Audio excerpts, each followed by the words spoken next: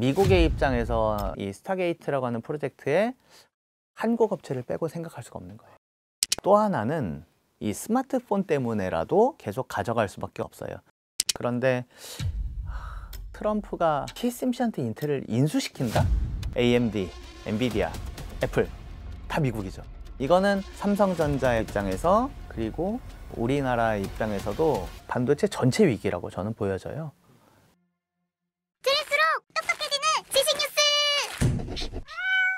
우리나라 입장에서는 가장 중요한 거는 기술 경쟁력이에요. 일단 반도체업을 이제 크게 몇 가지 사업 모델로 좀 나눠서 얘기를 할 때 메모리와 비메모리, 비메모리 안에서도 팹리스와 파운드리. 반도체 같은 경우는 1년에서 1.5년 사이에 매번 신제품을 혁신해서 내야 된다는 점. 1년 단위로 새로운 세대의 제품을 만들어내는 산업은 없어요. 그 1년을 계속 지켜야 됩니다. 왜 지켜야 되냐면 스마트폰을 보면은 매년 출시 시기가 정해져 있고 계속 나와요. 노트북도 어느 정도 출시 시기를 정해놓고 계속 내보내거든요. 그런데 앞으로 가면 갈수록 기술의 난이도가 너무 극단적으로 올라가고 있어요. 이 기술 경쟁력을 어떻게 확보하느냐가 제일 중요하고요. 코스트 경쟁력은 그 다음 얘기인 것 같아요. 그래서 현재 우리나라의 가장 지금 중요한 화두는 중국 대비 혹은 이제 필요한 시장 수요에 대비 기술 경쟁력을 얼마나 갖추고 쫓아가고 있느냐 아니면 선도하고 있느냐, 이게 가장 화두인 거죠. 그런데 굉장히 중요한 문제가 있는 게 중국의 추격 속도가 굉장히 빨라지고 있다는 생각은 좀 들어요. 메모리로 얘기를 하면은 중국의 CXMT 이제 D램으로 비교를 하면은 한 3세대 정도 우리가 좀 앞서 있다고 얘기를 합니다. 그러니까 4.5년 정도의 이제 우리가 격차는 아직 유지하고 있는 상황이고, 그래서 D램은 아직은 중국 대비 확실히 격차는 있고 추월당하지 않았다. 그런데 D램 같은 경우는 이제 삼성이 원래는 먼저 첫 출시를 하고 그 다음에 통상적으로 하이닉스가 한 6개월 뒤에 출시를 하고 마이크론이 그 뒤에 6개월 뒤에 출시를 하는 순서대로 나오고, 이게 첫 출시가 빠를수록 어떤 일이 생기냐면은 예를 들면 애플한테 이제 공급을 하는 물량이 굉장히 많은데 애플이 제일 먼저 들어온 고객들과 검증을 오래 할 수 있으니까 제일 많은 물량을 줘요. 그러니까 먼저 도착한 회사가 가장 많은 물량을 차지를 한다. 얼마나 빨리 들어갔느냐가 되게 중요했었는데 지금 오히려 하이닉스가 더 빨라졌다. 그리고 마이크론과 하이닉스는 유사 속도가 됐고 삼성이 늦춰졌다는 얘기도 나오고 있고, 뭐 뉴스에도 나왔는데 원C 나노 이제 가장 최신 제품의 경우는 삼성이 전체 재설계를 다시 시도를 한다는 얘기를 하고 있어요. 그 얘기는 가장 먼저 도착했던 삼성이 가장 늦게 그리고 더 늦게 갈 가능성까지 생겼다는 얘기를 하고 있는 겁니다. 안녕하십니까. 저는 보스턴 컨설팅 그룹에서 반도체 중심으로 컨설팅을 하고 있는 김창욱 MD 파트너라고 합니다. 그리고 낸드 같은 경우는 단수 경쟁을 하고 있는데 이거는 몇 층을 쌓느냐의 게임이거든요. 예를 들면 232층을 쌓냐 400층을 쌓냐 이런 얘기를 하고 있는데, 지금은 YMTC가 오히려 하이브리드 본딩을 먼저 더 잘할 수 있는 기술력을 가지면서 삼성이 일부 이제 그 라이센싱을 받겠다라는 얘기까지 나오고 있으니까 여기도 좀 우려가 있고, 여기는 이제 우리가 일부 추월당한 것 아니냐라는 얘기들은 나오고 있습니다. 그 다음에 파운드리 분야로 가서 보면은 여기는 중국이 애초에 SMIC라는 회사가 있긴 하지만 이 회사는 14나노 밑으로는 아직은 제대로 못 만들고 있어요. 14나노라는 게 큰 기술적 변곡점이 있는데 그 전까지는 2차원 공정으로 구조를 만들면 14나노 밑으로는 핀팻이라고 하는 3차원 구조로 만들기 시작하고 3나노까지 내려가면은 게이트 올어라운드라고 하는 4차원 구조를 만들거든요. 그런데 아직 중국은 이 3차원 구조도 제대로 못 만들고 있는 상황이어서 여기는 분명히 격차는 존재한다라고 말씀을 드릴 수 있어요. 근데 굉장히 중요한 문제가 있는 게 3나노 뭐 경쟁에서 이미 TSMC가 언제나 이제 양산 기술력을 갖추고 있다 보니까 삼성에게는 똑같은 3나노를 개발해 완성을 했다라고 하더라도 수율이 낮으니까 고객들 입장, 예를 들면 엔비디아든 애플이든 퀄컴이든 이런 고객들 입장에서는 삼성을 후순위로 쓰려고 하게 될 수밖에 없는 상황. 그렇기 때문에 삼성은 여러 가지 그 삼중고에 처해 있다고 보여져요. 지금 TSMC가 선단 노드의 파운드리의 시장 점유율이 60% 이상이 되고 있거든요. 이게 무슨 말이냐면 TSMC가 절대적인 1등이기 때문에 부익부 빈익빈이 벌어지고 있어요.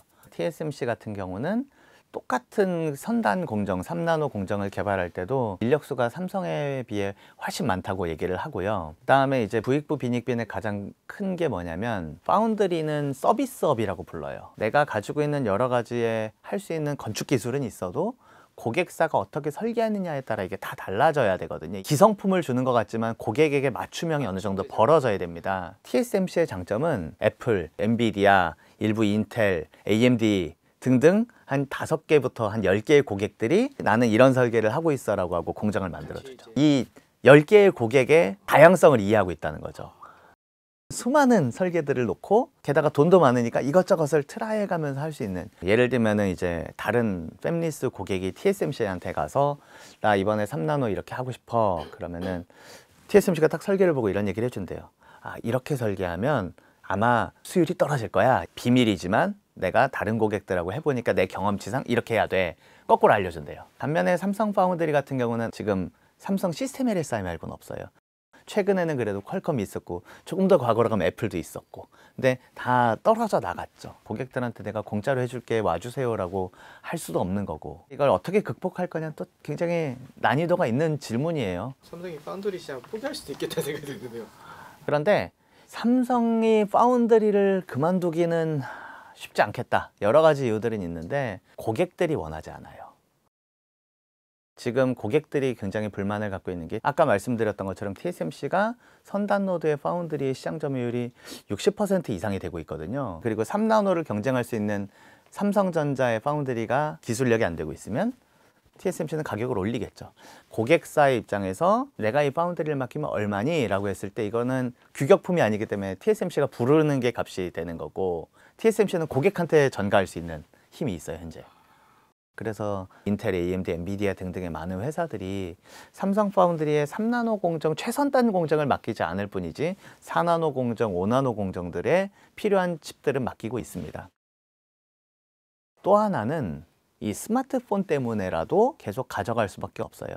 왜냐하면 스마트폰의 차별화는 굉장히 우리가 소비자 입장에서는 디자인인 것 같고 디스플레이인 것 같고 기능인 것 같지만 그 모든 거에 반도체 칩이 제일 핵심이에요. 만약에 삼성이 퀄컴의 칩만 쓰기 시작하게 되면 똑같은 퀄컴 칩을 쓰고 있는 화웨이, 오포, 비보랑 큰 차이를 내기가 어려워요. 게다가 그 칩을 디자인은 삼성이 하고 TSMC 파운드리에 맡긴다?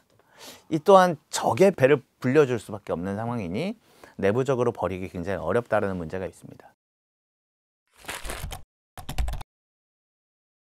삼성 파운드리 입장에서는 굉장히 중요한 문제가 있는 게 인텔의 파운드리죠. 미국의 입장에서 인텔은 굉장히 중요한 회사입니다. They took the business away. Taiwan took our chip business away. We had Intel, we had these great. 그런데 인텔은 10나노 이하를 만들 수 있는 기술력은 없어요. 자체적으로 10나노를 오는데도 한 5년이 걸렸거든요. 7나노를 갈 수도 있는지 지금 막 약간 불투명한 상황에서 그래 좋은 선생님 하나 붙여주자. 트럼프는 생각한 것 같아요. 그러면 대안은 TSMC, 삼성 둘 중에 하나밖에 없죠. 그래도 확실한 선생님을 붙드는 게 맞겠다라고 해서 TSMC를 붙들려고 하는 것 같고, 그런데 TSMC한테 인텔을 인수시킨다? 트럼프는 이 선단 공정이라는 제조 기술력을 갖고 싶어 하는 건데 이거를 대만 업체에게 줘버린다. 현실적으로 가능한 시나리오는 아닌 것 같아요. 다만 인텔이 실적이 뚝뚝뚝 떨어졌고 결국은 굉장히 큰 부채가 이제 우려되는 상황, 그래서 심하면 파산까지 우려되는 상황이 되니 사업부 분리와 지분 매각이라는 게 유일하게 갈 수 있는 구제책이라고 본 거고, 미국의 정부의 입장에서 봤을 때는 전체를 판다기보단 TSMC와 피를 좀 섞고 TSMC에게 이 공정을 완성시킨 다음에 안정화가 되면 다시 뭔가 옵션이 생기겠죠. 그래서 만약에 인텔이 경쟁력을 갖추고 선단 공정을 만든다고 하면 팹리스 고객들 그리고 대형 고객들 AMD, 엔비디아, 애플 다 미국이죠. 당연히 미국 업체를 쓰고 싶은 인센티브가 생겨요. 아까도 설명을 드렸지만은 1년마다 기술 개발이 신속하게 벌어지는 상황이면 고객사 입장에서는 바로 앞에 있고 영어로 커뮤니케이션이 수월한 인텔이 더 편하겠죠. 대만으로 가면 예를 들면 밤낮이 다르니까 시차도 맞춰야 되고 이런 타임 갭도 없고 랭귀지 갭도 없고 얼마나 편해요. 그러니 인텔이 역량을 갖춘다 그러면 굉장히 TSMC도 위협적인 얘기가 될 거고 삼성 파운드리 입장에서는 더 큰 위협으로 다가오는 얘기가 됩니다.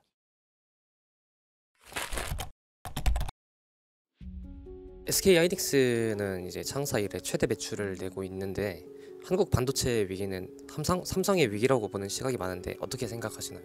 모든 산업이 그렇겠지만은 결국은 부가가치가 높은 최신 기술들을 가지고 점유율을 높이는 게 당연히 매출과 수익성이 좋습니다.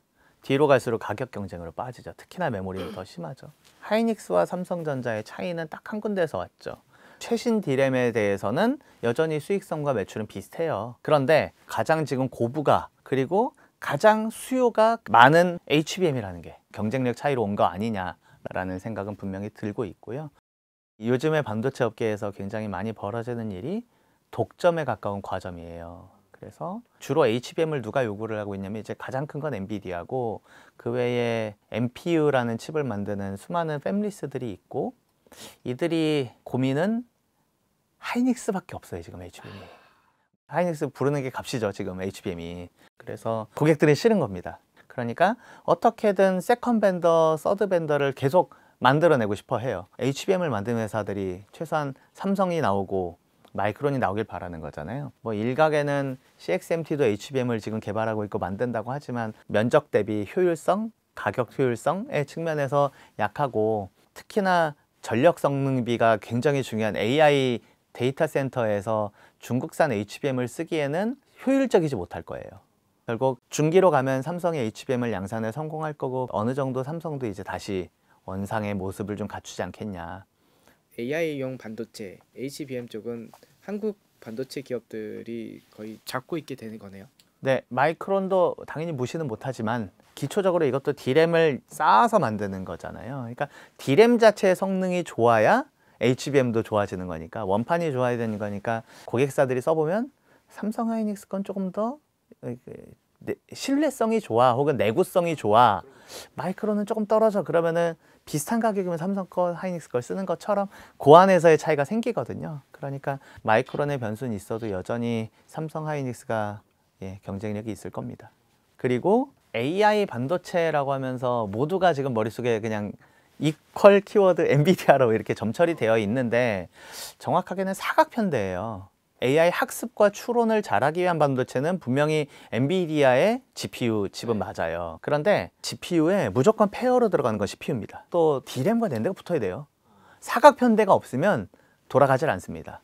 뭔가 학습을 계속할 때 GPU가 쓰고 옆에서 누군가 3 더하기 4 곱하기 7을 할 때 3 더하기 4를 잠깐 기억해 줘야 되잖아요. 메모리가 있어야 되죠. 단기적으로 지금 막 계산하고 있을 때 D램, HBM을 쓰고 있지만 내 장기적으로 예전에 이런 게 있었으니까 추론했을 때 이 경험상 이래 라고 하려면 그 낸드에 들어가 있어야 돼요. 이렇게 4개를 누가 구성하느냐인데 CPU는 인텔 AMD가 점유율을 과점을 하고 있고 D램 낸드 한국이 잡고 있고 엔비디아가 GPU 설계를 미국이 잡고 있고 이것에 대한 생산을 지금 대만이 잡고 있는 거죠.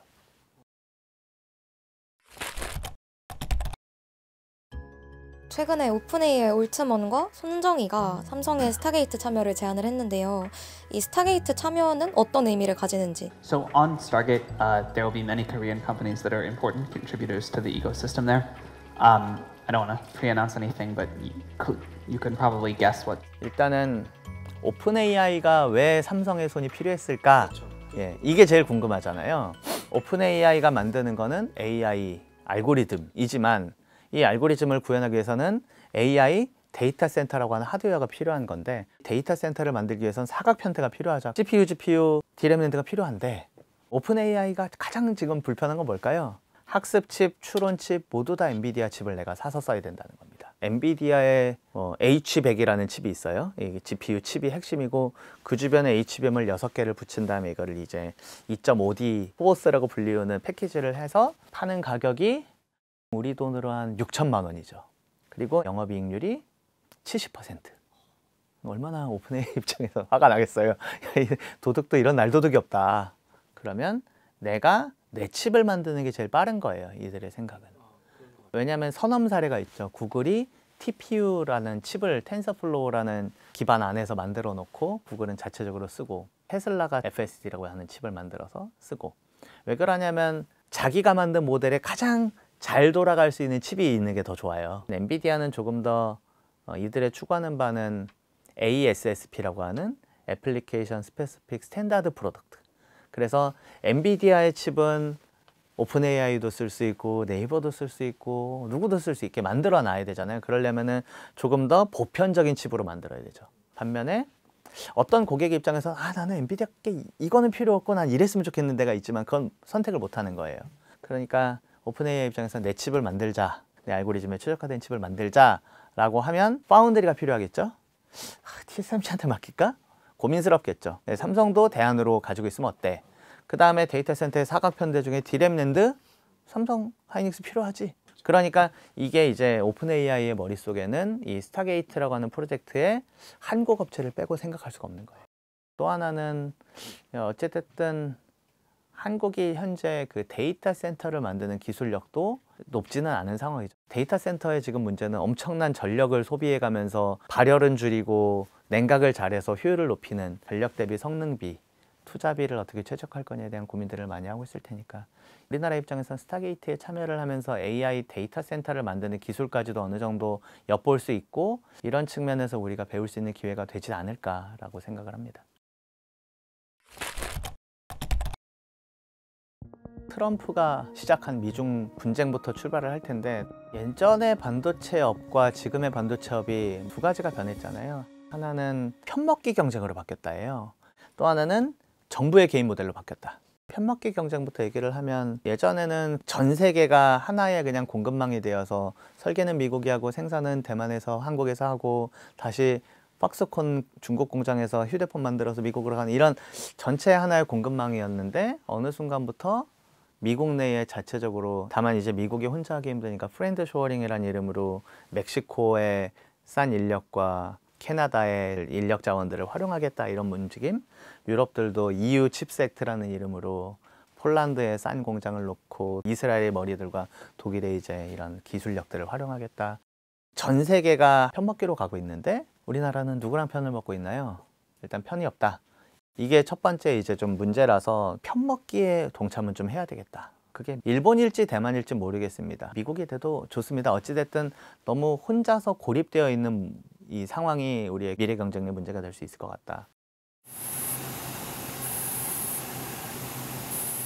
또 하나는 국가적인 지원이에요. EU 칩스 액트, 그다음에 미국의 칩스 액트 모두 한화로 뭐 60조 원에서 뭐 100조 원까지 막 다들 투자를 하고 일본은 정부가 나서서 기업 간의 협력을 뭐 도모하고 외국 회사들을 유치해서 팹을 짓게 하죠. 예를 들면 마이크론이 일본에 팹이 있고 뭐 TSMC도 소니랑 협력해서 팹을 지었죠. 그런데 우리나라는 누가 들어왔죠?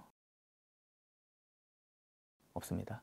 그리고 중국이 국가에서 보조금을 많이 주면서 반도체를 육성을 시키다 보니 D램 같은 경우 중국이 워낙 싸게 시장에서 물량을 내몰고 있다는 거죠. 조금 더 정확하게 얘기하면 2014년도부터 중국은 그 IC 펀드라는 걸 만들었어요. 반도체를 세게 투자를 하겠다라는 결정을 했었고 2025 중국 제조, 그 다음에 반도체 굴기 이런 이름으로 한화 65조 원 정도의 이미 투자를 국가에서 하고 있어요.